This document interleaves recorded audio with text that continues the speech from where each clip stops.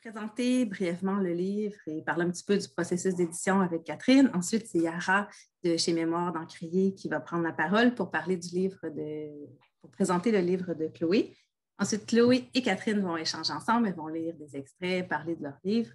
Puis après, si je ne me trompe pas, on va prendre des bulles, puis voilà. Je pense qu'il va y avoir une période de questions. Voilà. Alors, Catherine,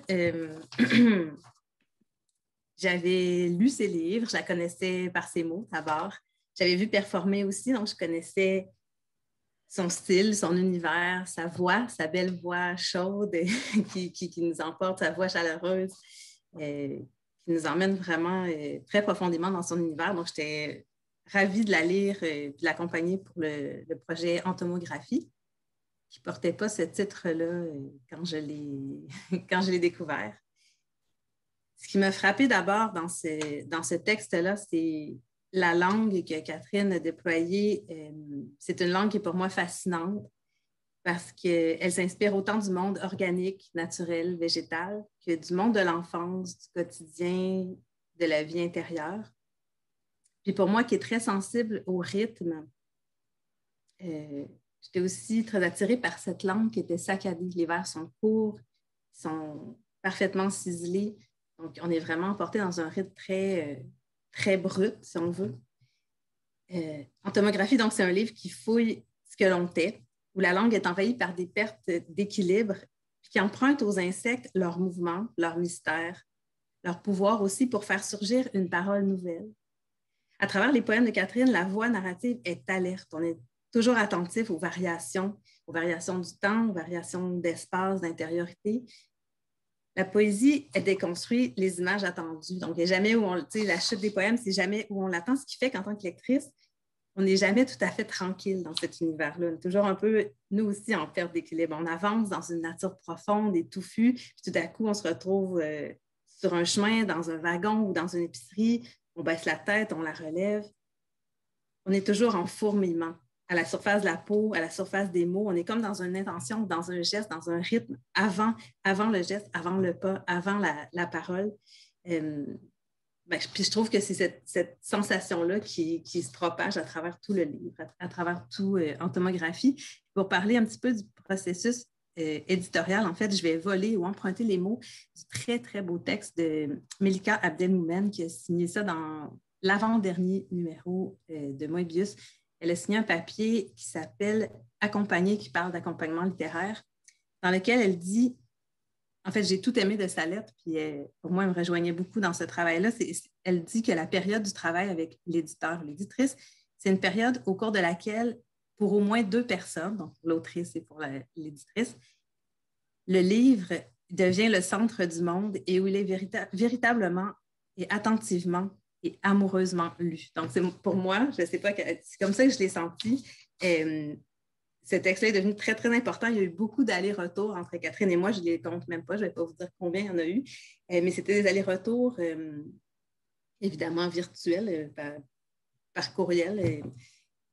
Mais une proximité et des échanges autour du rythme, autour de certains mots, autour de la justesse, autour du choix de mots, organisation des poèmes, trouver une progression, créer. Le rythme était déjà là, mais le soutenir davantage pour créer un mouvement ou une cohérence qui était là aussi, mais pour le rendre encore plus fort, si on veut. Puis on a terminé ce travail-là, dans le fond, avec une étape qui est mon étape préférée, qui est l'étape de la lecture à voix haute, c'est-à-dire qu'en fin de parcours, avec Catherine, on a fait une lecture, elle a fait une lecture complète de son recueil et c'est vraiment là un moment où le recueil qui existe déjà, mais il prend souffle, il prend vie, il prend comme toutes ses dimensions. Et donc ça a été l'étape où on a mis le point final, je pense. Voilà. Je pense que ça fait le tour. Donc, merci Catherine de ta confiance. Puis je souhaite une très belle route à Entomographie. Je passe la parole à Yara qui va parler du livre de Chloé. Ah, mais merci beaucoup Valérie pour cette belle introduction. Moi, je connais très bien Catherine Poulain. Elle travaille aussi avec nous à Mémoire d'Encrier sur le comité de lecture et elle a tellement accompagné de poètes. Elle a tellement une touche extraordinaire dans la lecture. Et donc, de pouvoir célébrer avec elle ses propres poèmes. C'est vraiment un grand privilège. Donc, quand Chloé et Catherine nous ont proposé ça, on a sauté à l'occasion, on a trouvé ça extraordinaire. Et je suis tellement heureuse de pouvoir parler de Chloé, d'Exosquelette. En fait, contrairement à toi, Valérie, moi, j'étais venue dans le processus un petit peu plus tard. Chloé avait déjà travaillé le recueil avec Jonathan, avec Catherine, avec Rodney, avec Chloé Savoie-Bernard. Et moi, j'ai eu la chance de le lire alors qu'il était déjà tout prêt. J'avais fait la lecture d'épreuves et les toutes dernières corrections avant d'envoyer ça à l'impression. Et je pense que j'ai retardé le processus parce que j'arrêtais pas d'arrêter sur les poèmes en disant mais c'est beau, c'est beau, c'est beau. Et c'est ce que j'adore dans Exosquelette, c'est qu'on y trouve, mais je pense qu'on découvre une part de Chloé. J'avais lu Fury et je disais tout à l'heure ça en préparant cette petite rencontre. Et je disais, mais je relisais d'ailleurs Exosquelette et je me disais, mais à chaque fois que je le relis, je découvre que que c'est comme un puits, puis c'est encore plus profond et tu arrives jamais au fond du puits.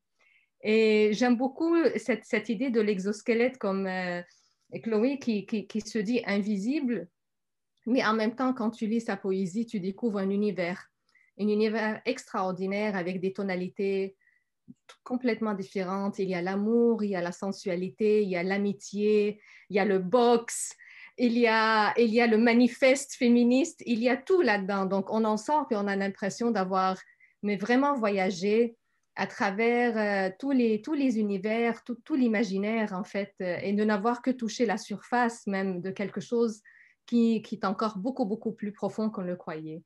Donc, et moi qui aime beaucoup dans la poésie le rythme et la musique, il y a rythme, il y a musique, il y a un choix de mots, mais vraiment, c'est un très, très beau recueil de poésie. Je suis très fière qu'il soit publié chez Mémoire d'Encrier et je voulais dire merci à Chloé. Merci de nous confier tes mots. Et je vais me taire, je vais te dire, vas-y, parle. J'avais envie de lire un extrait, je dis non, je vais l'entendre de toi. Voilà. Merci beaucoup, Yara. Donc, on va prendre la balle au bon. Oui, mon micro est allumé, c'est bon. Bonjour, Catherine. Allô, Chloé. Comment vas-tu? Ça va bien. Toi, est-ce que tu m'entends bien? Oui. Des fois, Oui. ça glitche un petit peu, mais je t'entends très bien. OK, parfait. Je vais me rapprocher aussi. Tu sais, on est comme... on reçoit les gens dans nos salons, en fait, ce soir. Ben oui, puis tant qu'à recevoir les gens, je tenais à souligner, même si on est en virtuel, que l'endroit où je me trouve et l'endroit d'où j'écris, qu'on appelle Sudbury, est le territoire traditionnel de la nation Atikomesheng-Anishinaabe, visé par le traité Robinson-Huron. C'est important de reconnaître les territoires sur lesquels on a la chance de vivre. Donc, je tenais à faire cette reconnaissance. Et toi, tu es à Montréal? Et je suis à Montréal, territoire autochtone non cédé aussi, alors c'est important de le dire et de le reconnaître. Nous le reconnaissons. Et puis là, on plonge, on jase. On a des notes, hein? On s'est préparé. On sort tes notes, hein? On sort nos notes? Oui, OK.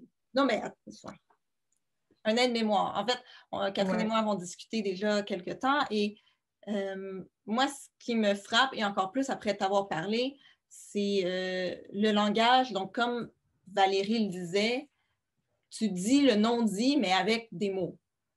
Il y a une espèce de double posture ici, c'est-à-dire cette exploration que tu fais de ce qui est caché ou de ce qui est pas, qu'on ne peut pas exprimer avec des mots, mais tu le fais quand même avec des mots, avec de la poésie. Oui. Oui. Oui, bien ça, c'est un truc, en fait, ce côté-là qui puis on parlera de la syncope, puis l'espèce de vertige, puis des jambettes qu'on fait aux lecteuristes après, deux trucs qui se rejoignent dans nos deux recueils livres. On en reparlera aussi de cette différence-là.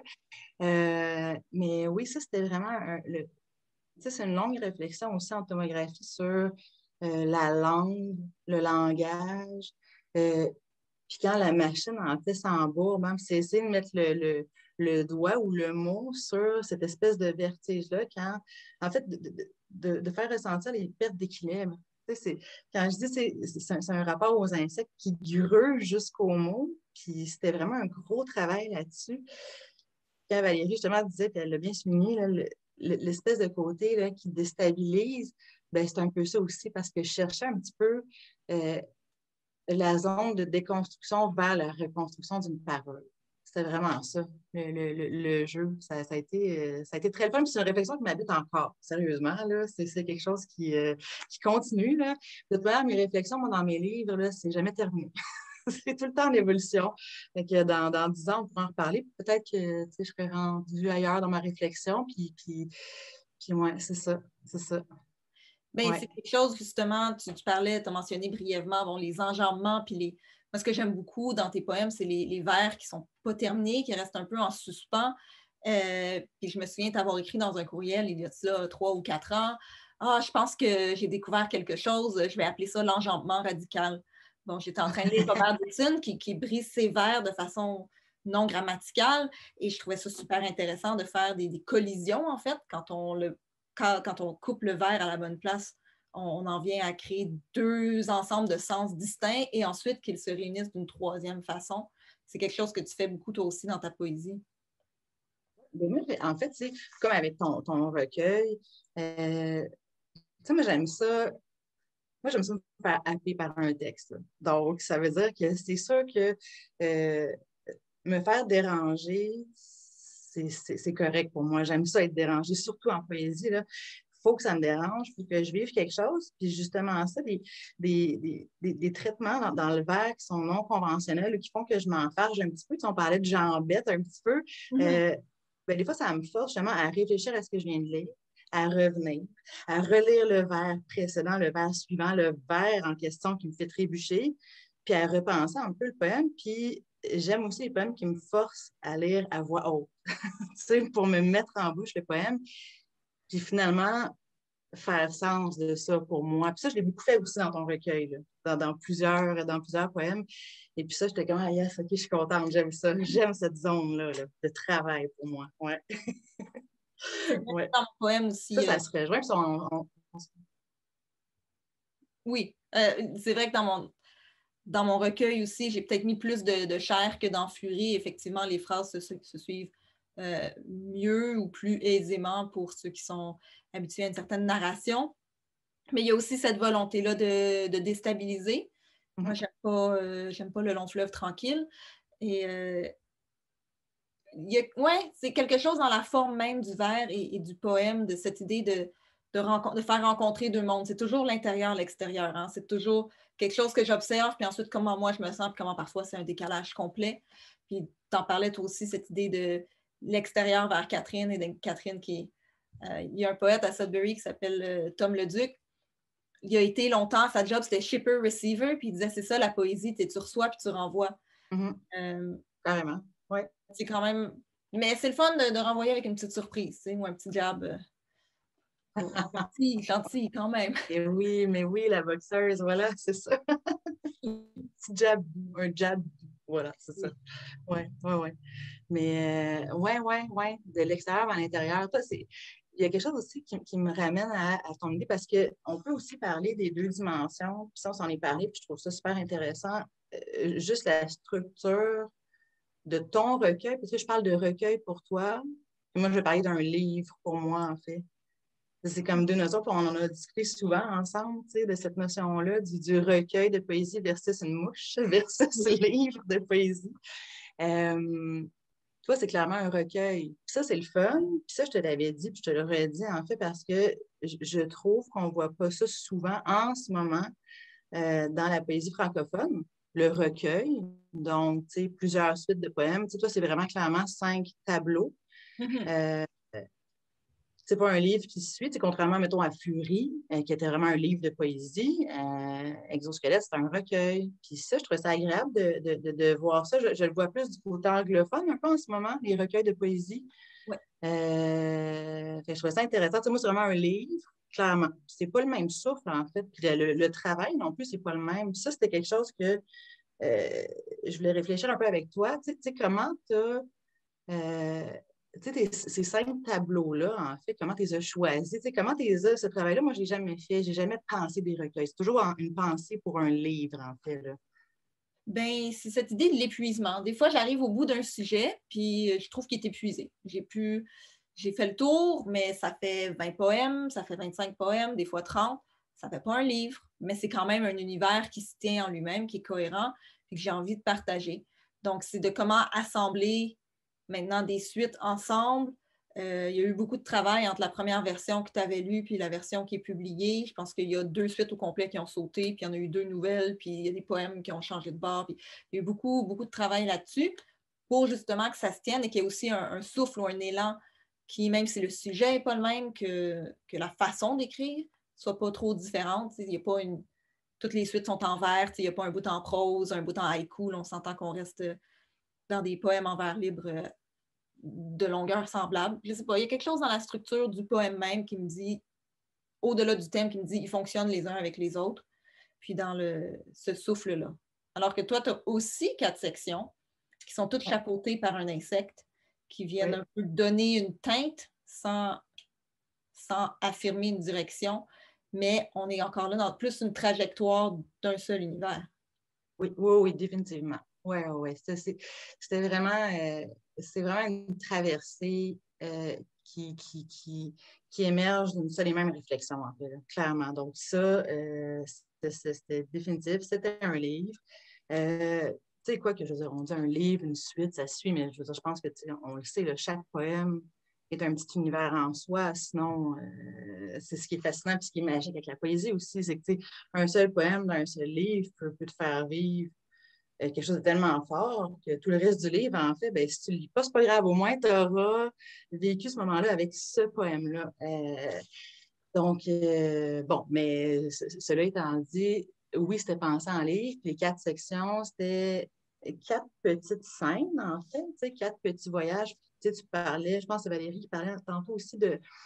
Il y avait une traversée de l'enfance aussi là-dedans, donc il y a certains âges, en fait, que je revisite. C'était un peu ça, la traversée, la réflexion du langage, puis de la communion vers l'autre, puis la discussion, puis des pertes d'équilibre. Ben en fait, j'ai essayé de penser ça depuis que je suis toute jeune à maintenant, comment la langue m'habite en tant que moi qui essaie de parler à Chloé ou en tant que moi poète. Donc, c'est vraiment 4 petits univers avec des élans temporels différents. C'était vraiment ça. Ouais. Moi, je pense qu'il est temps que je lise un bout. Un bout d'orthographie! Yeah! Ça c'est vraiment un cadeau, là, d'ailleurs, parce que ça, je trouve ça fascinant, moi, entendre mes textes dans la bouche, premièrement, d'une amie que j'aime profondément, mais d'une autre poète aussi. Tu vas donner une autre vie à ces textes-là, parce que moi, j'entends ma voix en ce moment à les lire, là. Ça, c'est sûr. Et c'est ta voix qui va les habiter. Tu as une pratique aussi, tu fais beaucoup plus de performances que moi, donc c'est un peu stressant, j'espère que ça va. Non. Non, je l'ai déjà touché. Non, ça va. Okay. Donc, pour les gens qui nous écoutent, on avait promis d'en choisir pour commencer 2, puis il y en aura d'autres par la suite. Donc, 2 chaque. Donc, on s'entend que je n'ai pas respecté. J'en ai choisi à peu près 28, mais je vais en lire 2. Rien. Je ne comprends rien de ce que le langage. Je me tais souvent, avant, après, entre 2 mots, mains, décharge, au-delà de 600 volts, ambulance. Si j'ai peur, je fais la morte. Et ma mémoire lentement, pendant que j'écoute les voisins.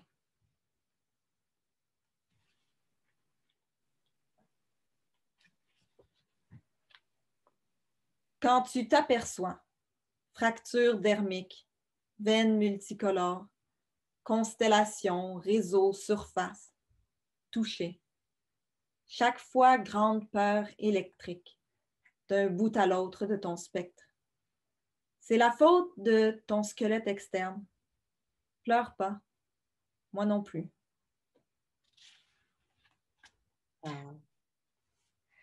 Merci. Donc, est-ce que... OK, je vais dire pourquoi j'ai choisi ces poèmes-là ou tu veux lire en premier? Non, j'aimerais ça. Non, on va enchaîner comme ça, c'est parfait. Oui. OK. Le premier, en fait, on parlait au début des vers qui qui nous laisse en suspens, en fait, qui nous force à prendre un moment, un souffle, à revenir même. Donc, je ne comprends rien de ce que le langage. Et ça exprime exactement, et la forme et le fond s'alignent parfaitement dans ces vers. Ils sont absolument magnifiques. Et j'aime ce... Tu n'as pas beaucoup d'ancrage. Valérie parlait du quotidien. Les ancrages sont peu nombreux et ils ne sont pas... voici le au coin de Saint-Denis et telle rue. Ils sont très subtils, mais cette idée de, pendant que j'écoute les voisins, de nous situer dans un lieu domestique, donc si on est chez soi, on écoute les voisins, de ce temps aussi qui est un temps d'attente, qui est un temps d'accueil. Je ne sais pas, il y a quelque chose dans cette image-là que j'aime beaucoup. Puis ben, le deuxième, on en reparlera, mais le corps est aussi très, très présent dans ton recueil. Puis le tu, à la fin, il y a des tus, il y a plusieurs tus, j'ai l'impression, dans ton recueil, mais celui-là, il y a une tendresse. Pleure pas, moi non plus, cette connexion avec l'autre, de dire je partage ce que tu ressens, même si on est un peu en petit mou à l'intérieur. Oui. C'était beau, ça. C'est tellement le fun, je veux dire. Tu sais, je pense qu'il y a aussi ça, la parole.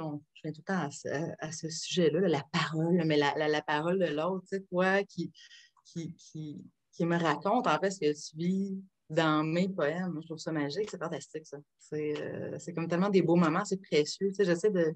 C'est ma mémoire, justement, on en parlera aussi, la mémoire, là, mais toi et moi, on a une mémoire plutôt défaillante, mais ces moments-là, j'essaie de les garder précieusement dans ma tête, là. Merci, Chloé. Moi, je vais y aller avec ton petit melon d'eau. Hein, voilà. Et j'étais tellement contente de voir juste la couverture parce que, ben, comme tu sais, c'est ça, c'est mon fruit préféré, donc le melon d'eau, tu sais, c'est parfait. Ça, voilà, c'est du bonheur. Alors, j'y vais avec deux petits extraits. Puis moi aussi, j'ai mis tellement de trombone dans ton livre. Là, tu sais, si je pouvais, je le lirais au complet, mais on ne sait pas ça. C'est pas ça. On fera ça une autre fois. OK, j'y vais avec celui-là. B.T. sous la neige. Des samedis depuis à peine quelques coups de marteau sous le front, le froid mâchouille les heures et nos pas crissent sur la piste al dente. J'avance dans un présent figé. Comme la peau du ruisseau Nolin, l'air retient son souffle de peur de réveiller l'hiver blême d'avoir veillé trop tard. J'ai des avalanches plein les bottes et une belle amie silencieuse qui connaît les sentiers destinés à l'oubli tranquille de tout ce qu'on n'est pas capable de se rappeler, de toute façon.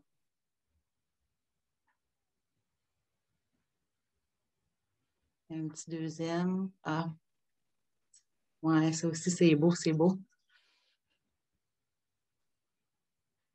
Il y a tout le temps la posture du corps, hein? Ça nous ramènera, tu sais, comment se placer quand on lit. Il y a quelque chose d'habiter son territoire corps, la lecture, là. Là, j'étais comme tout écrasée. Tu me retournes jusqu'au fond du ventre, avec ta langue.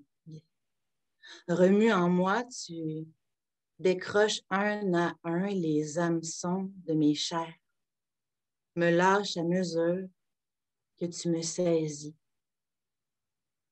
C'est presque la fin. Tu as léché la moelle jusqu'à n'en plus reconnaître la douleur. De toi ne reste que le goût de l'impermanence des choses. Ça, c'était beau. Merci, Catherine. Ah, amour, je savais que c'était une bonne idée. C'est ça. Moi, là, je vais te dire, le premier, parce que, premièrement, tu sais, il faut dire aux gens que ton premier tableau, parce que je ne dirais pas des sections, parce que ce n'est pas des sections vraiment, tu sais, c'est pas ça qu'on, tu sais, on peut dire section, mais en tout cas, je veux plus ça comme c'est même pas des chapitres, parce que c'est vraiment des petits univers en soi. Savoir gré, là, on se promène à travers Sudbury. Là. Moi, je veux dire, je suis allée une fois te voir là-bas. Mes souvenirs sont un peu flous là, à cause de plein de raisons, là, mais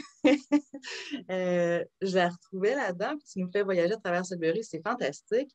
Puis ce poème-là, le premier, en fait, tout est là, je trouve, dans les le souffle de ce recueil-là, tu sais, il y a Beatty sous la neige, donc là, tu nous places dans un lieu très précis, en fait, à Sudbury. L'hiver est très présent dans ton recueil, surtout dans cette section-là.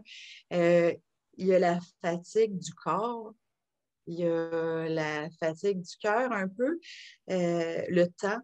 Tout avance dans un présent figé, tout est là. Les amis, l'eau qui est là dans tes livres tout le temps. C'est un thème récurrent chez Chloé la Duchesse, l'eau. Et c'est là.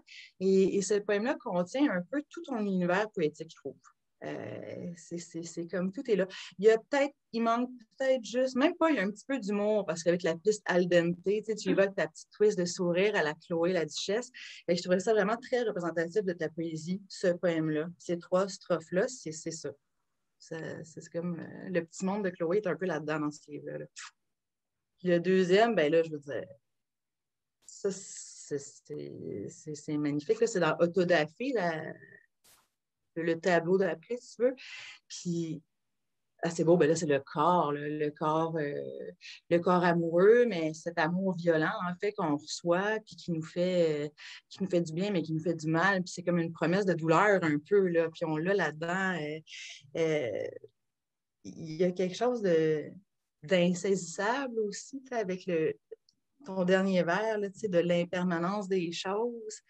Puis la structure aussi, moi, j'adore ça, là, le remue en moi, il y a une coupure, pouf, tu t'envoies à l'autre verre, décroche un à un les hameçons, oh, on coupe de mes chairs, c'est vraiment beau. Ça, ce poème-là, pour l'effet syncopé, c'est vraiment une belle syncope, là.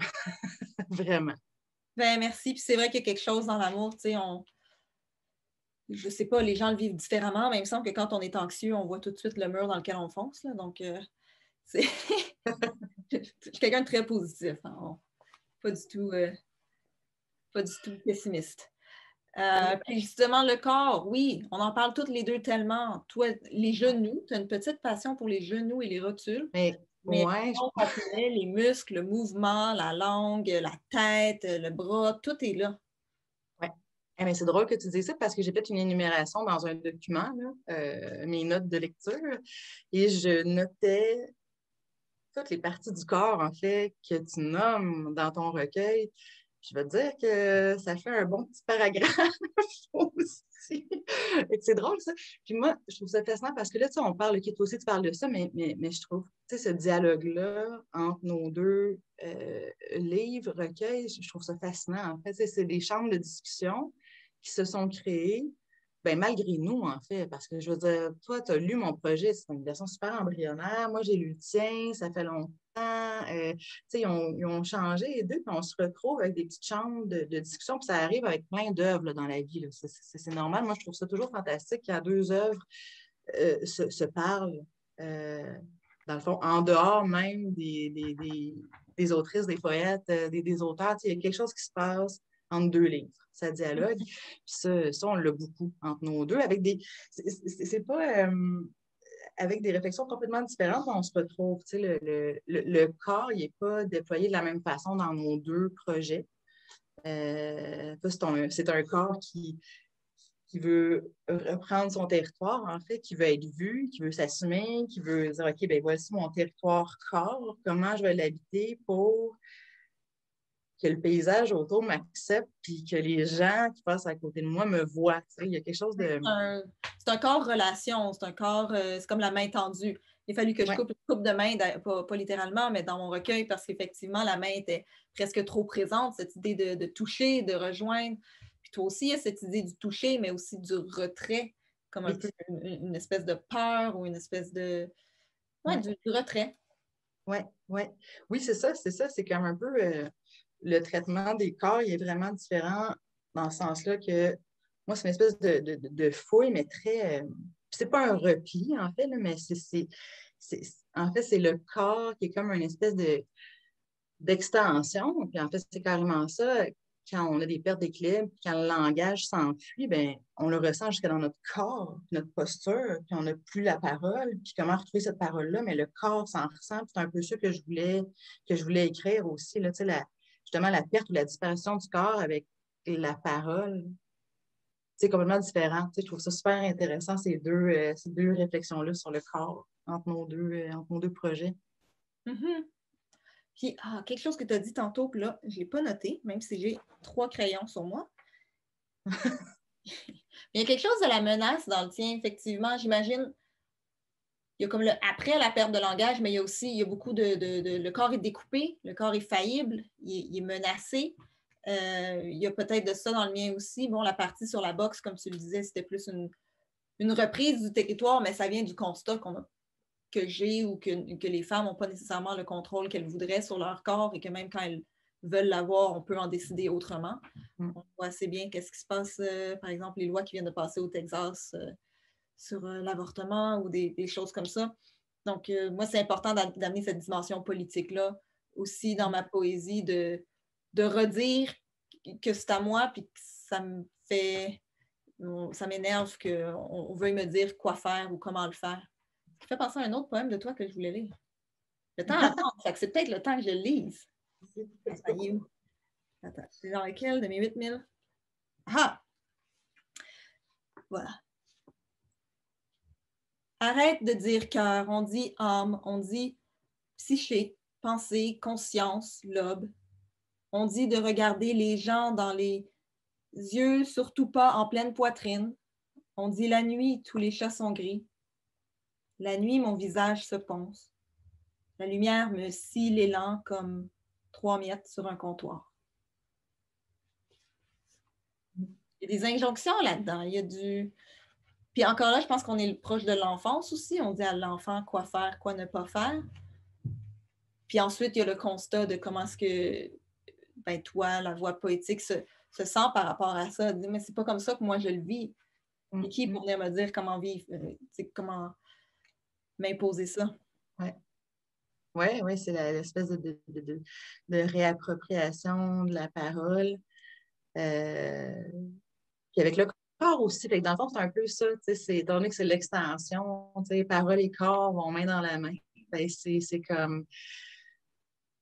Ouais, cette espèce comment dire, de violence-là aussi qu'on se fait soi-même, avec nos voix intérieures, que ça soit quelqu'un d'autre qui dise on dit pas ça, on fait pas ça, ben, ces voix-là super violentes nous habitent aussi, puis c'est des empêcheurs d'avancer, là, on le sait, là, ça freine, là, je veux dire, moi j'en ai, je veux dire, tout le monde en a des petites voix qui, là, ça freine que soudainement tu sais plus quoi dire, la parole est inexistante alors que dans ta tête, elle est complètement bien formée, là, elle est là, là. Je trouve ça fascinant, ces zones-là, super épeurant, super déstabilisant, puis c'est comme, mon Dieu, pourquoi? Comment ça sort pas, tu sais, de moi alors que tout est réfléchi, puis il y a quelque chose de, tu sais, qu'on n'est pas capable d'attraper, c'est ça. Une espèce de pression comme qui viendrait de l'extérieur, mais qui est aussi internalisée, quant à moi. Complètement, c'est les deux, en fait, ouais. Ouais, c'est ça. Moi, je pourrais en parler pendant des heures, juste de ça, ces zones-là. Ouais. Bon, je sais qu'on a dit qu'on prenait les questions tantôt, mais tu m'as parlé beaucoup du temps, on n'a pas parlé beaucoup des insectes non plus qui m'intéressent. Je ne sais pas, où est-ce qu'on va? On ouvre une dernière porte. On ouvre une dernière... OK, on ouvre une dernière porte. OK, mais je vais lire un... Ouais, ça c'est beau, ça. Ben, si on veut glisser dans le... J'en aurais 2 à lire, je peux-tu? Je pense, ouais. Je vais peut-être être à côté à la fin. OK, c'est bon, parfait. OK, alors c'est dans la section Sibylle. Les Sibylles ou juste Sibylle? Attends. Les Sibylles. C'est magnifique, que j'aime beaucoup. Là. OK. Ce qui a été gâté cet été-là. 2 bouteilles de jus de citron, la couleur rose, les secrets sous les grands cèdres, une vie debout, face au miroir. Les heures creuses ont laissé leur marque dans la fibre du cœur. Heures, sœurs perdues dans le boudoir de l'adolescence. On est dans le temps, on est dans les souvenirs, la mémoire et puis le corps aussi, beaucoup. Et un petit dernier, parce que il y a ton humour qu'on retrouve là-dedans, cette ironie qui habite un peu tout le temps tes projets. C'est tout le temps un petit peu là. Au concours de talent, je, femme invisible, ne brille pas, ne remporte qu'un prix de participation et un coupon de bière gratuit. La serveuse ne me voit pas. Je mesure 4 pouces, pèse 4 onces. J'attends, statue de sel. Mon imitation du syndrome de l'enfermement était pourtant très réussie. Ouais. C'est drôle. Ben oui, c'est un peu, tu disais, un humour, mais c'est un peu rire de moi aussi. Je suis toujours un peu en arrière de moi-même en train de me regarder trébucher. Très agréable. Mais c'est drôle parce que Daniel Aubin de Radio-Canada à Sudbury qui m'interviewait a justement beaucoup aimé particulièrement ce poème-là, puis il en avait parlé ce matin. Je sais pas, tant mieux si ça plaît aux gens. Puis l'autre avant, c'est vrai que l'adolescence, hein, il y a quelque chose de... On perd quelque chose. On gagne beaucoup, mais on perd, je ne veux pas dire perdre la naïveté, là, c'est vraiment comme... C'est un peu ça pareil, là. Oui, c'est ça. Mais on gagne une conscience aiguë de soi-même. C'est surtout quand on a d'autres filles, d'autres femmes autour de soi. Là, tout d'un coup, on n'est plus dans les secrets. Tout d'un coup, on ne sait plus tout. On n'est plus le maître de notre univers. C'est d'autres personnes qui décident, puis on s'en rend compte d'une façon extrêmement, je ne veux pas dire violente, mais c'est... oui. Oui. Est-ce que ça peut? Oui, c'est quand même violent. L'adolescence, c'est très violent, en fait. Oui. J'ai pas aimé ça. Non. Non, moi non plus. L'adolescence, c'est... Ah, mon Dieu, quelle période trouble. Ça aussi, on pourrait en parler. Je pense que tout le monde pourrait parler de l'adolescence pendant des heures. Ah, c'est fou. Ouais. Est-ce que je t'accote avec un dernier, puis on prend les questions? Ah, OK, oui, mon Dieu, ça passe vite. Hein? C'est ça, je le savais. Parce qu'on est habitué de parler pendant comme 3 heures de temps. Là. C'est ça. On aura un talk show. Si quelqu'un écoute, on est disponible pour animer un talk show. C'est juste elle et moi, pas d'invité. On gère. Ajuster l'éclairage jusqu'à ce que les halogènes cuisent la peau. Marquer le centre. Choisir une bouche la plus grande. La coudre sur l'ancienne. Tester la parole. Puis recommencer jusqu'à l'épuisement, jusqu'à l'absence. J'aime vraiment beaucoup ce poème-là parce qu'il raconte de façon visuelle, donc cette idée de coudre une bouche, ce que tu dis depuis le début, en fait, cette idée de chercher sa parole et de ne pas comprendre où elle est.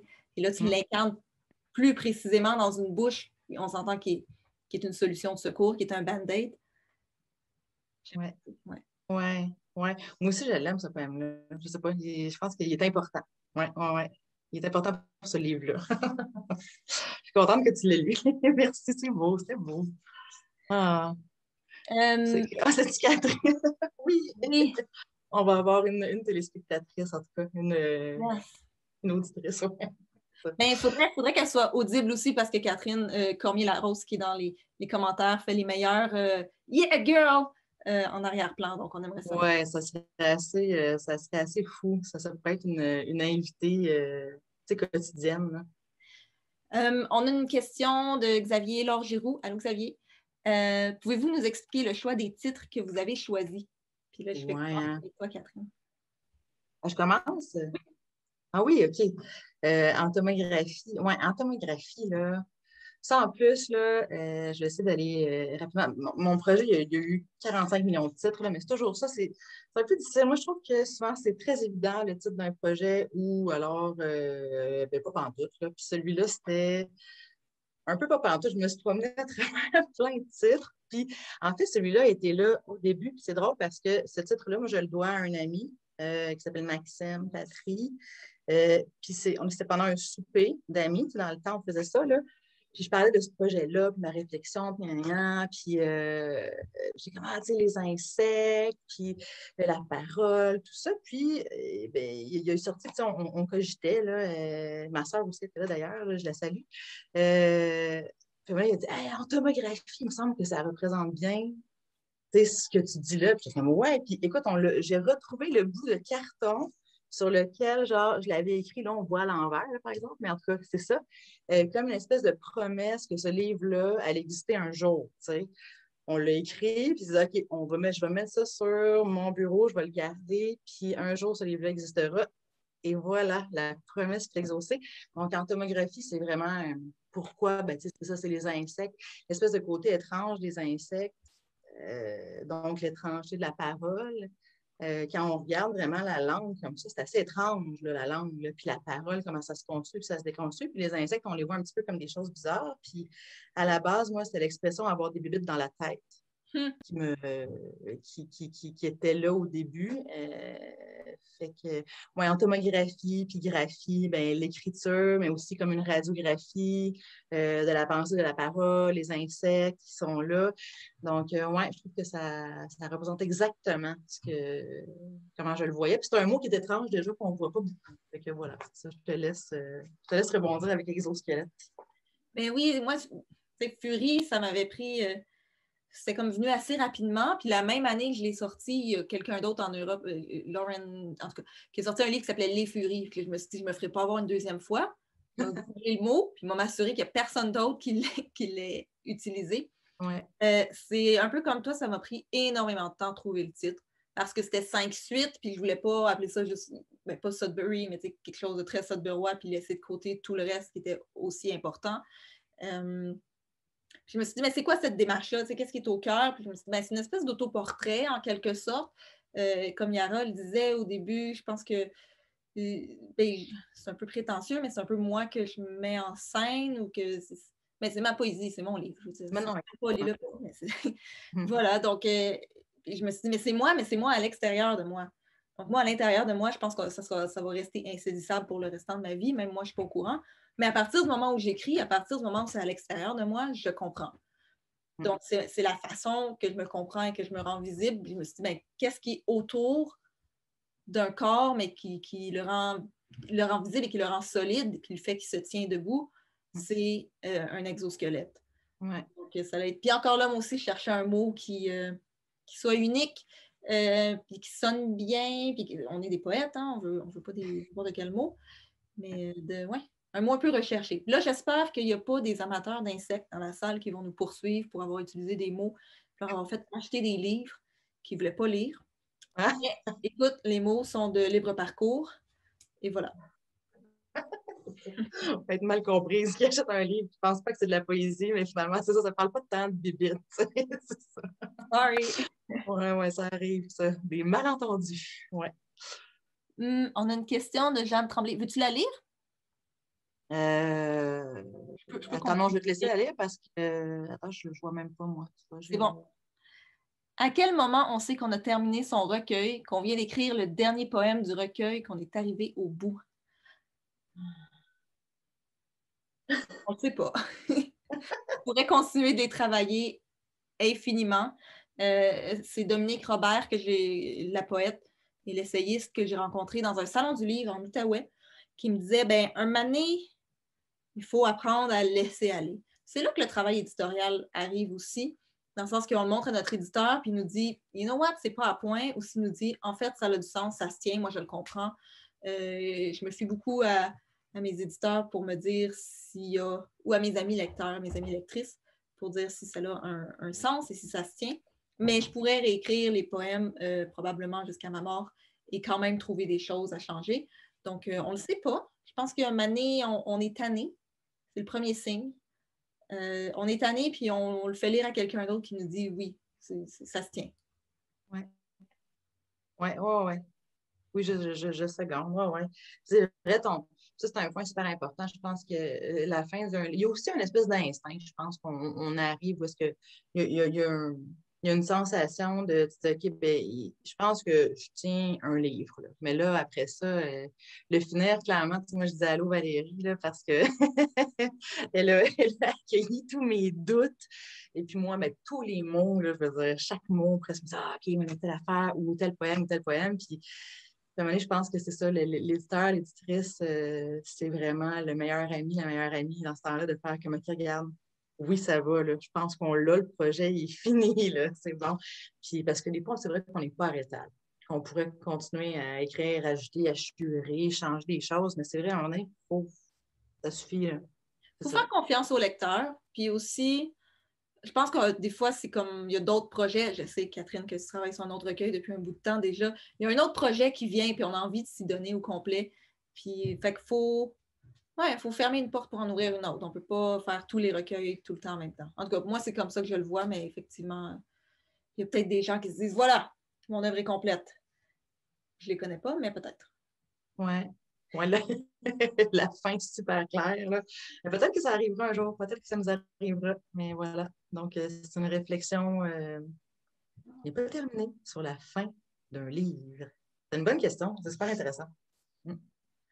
Je ne sais pas s'il y a d'autres questions. Bennett m'a amené des bulles en attendant qu'on fasse des choses.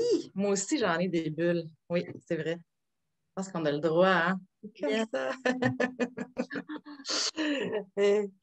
Mais je vais en profiter tout de suite pour dire que merci, merci Chloé, là, parce que c'est ton idée, cette soirée, cette discussion. Je trouve que c'est un beau partage. J'étais vraiment touchée quand tu m'as proposé ça parce que je pense qu'on a besoin de ça, vraiment. Là, on le sait, on n'aurait pas de le dire, là, retrouver les gens qu'on aime.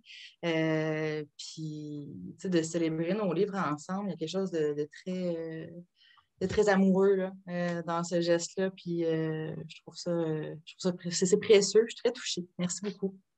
Et puis merci d'avoir accepté. Tu es une des personnes avec qui je me sens le plus confortable à parler de ces choses-là. Donc, ces choses-là, comme s'il y avait une quelconque honte à écrire de la poésie. Non, mais dans le sens que des fois, on s'entend que quelqu'un qui pose des mauvaises questions, ça donne une mauvaise entrevue, puis c'est pas de notre faute, mais c'est frustrant pareil. Donc, au moins, là, ensemble, je savais qu'on aurait juste les discussions les plus intéressantes possibles. Oui, ben, c'est parce qu'on c'est comme on est super content que les gens soient là, mais pendant quelques instants, c'est comme si je te parlais justement dans mon salon, juste toi puis moi. C'était ça aussi. C'est le fun. Puis merci tout le monde, vraiment. Comme ça, moi, ça me fascine toujours, là, les gens qui se joignent à nous, qui prennent le temps, premièrement, de lire, puis deuxièmement, de se présenter, surtout sur Zoom, là.